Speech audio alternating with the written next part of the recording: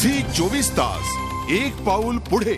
गेल्या 12 वर्षांपासून उपोषणाला बसलेल्या सामाजिक कार्यकर्त्या इरोम शर्मिला यांच्यावर दिल्लीतल्या कोर्टात आरोप निश्चित करण्यात आलेत। विशेष सशस्त्र कायदा परत घेण्याच्या मागणीसाठी त्यांचं गेलं एक तप उपोषण सुरू आहे। यावरील सुनावणीसाठी त्यांना दिल्लीत आणण्यात आलंय। शर्मिला यांना आज दिल्लीतल्या पटियाला कोर्टात हजर केलं जाणार आहे। त्यांनी 2006 साली जंतर मंतरवर आमरण उपोषण केलं होतं। त्यावरून त्यांच्या विरोधात आत्महत्या करण्याचा गुन्हा नोंद करण्यात आला होता। एकूणच या संदर्भात अधिक माहिती घेऊयात। आपल्या प्रतिनिधी दिल्लीहून रश्मी पुराणिक आपल्याबरोबर आहे। रश्मी, आपल्याला माहिती आहे की इरोम शर्मा या गेल्या 12 वर्षांपासून उपोषणाला बसलेल्या आहेत, मात्र त्यांच्यावरती आज दिल्लीतल्या कोर्टात आरोप निश्चित करण्यात आलेले आहेत। जरा सविस्तर माहिती द्या याविषयी।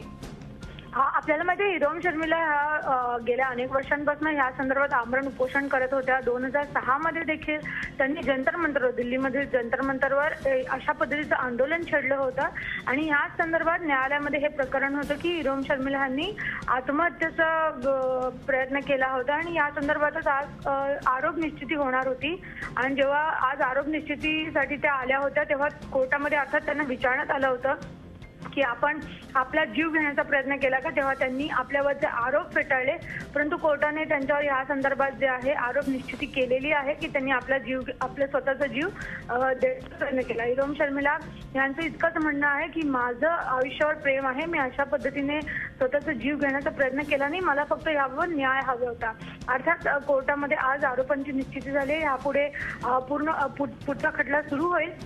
परंतु आपण इथे बघू शकतो की गेल्या अनेक वर्षांपासून अशा पद्धतीने लढा देणाऱ्या इरोम शर्मिला आहेत, त्यांच्यावर ही कुठेतरी कायदेशीर कारवाई होते। त्यांनी आमरण उपोषण केलं होतं आपल्याला न्याय मिळावा त्यासाठी, परंतु कोर्टाने आता त्यांच्यावर आरोप निश्चितच आपल्याला न्याय मिळावा यासाठी त्यांनी आमरण उपोषण केलं होतं। विशेष सशस्त्र कायदा परत घेण्याच्या मागणीसाठी त्यांनी एक तप उपोषण केलं।